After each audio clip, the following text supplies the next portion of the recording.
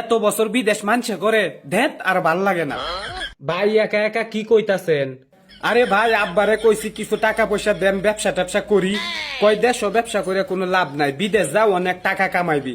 সারাটা দিন ভরা ডিউটি করি, রাত্রে ঘুমাই, সকাল যখন ভোর 5টা বাজে ডাক দেয়, ভাইরে ভাই মিজাজ দেয় এত খারাপ হয়।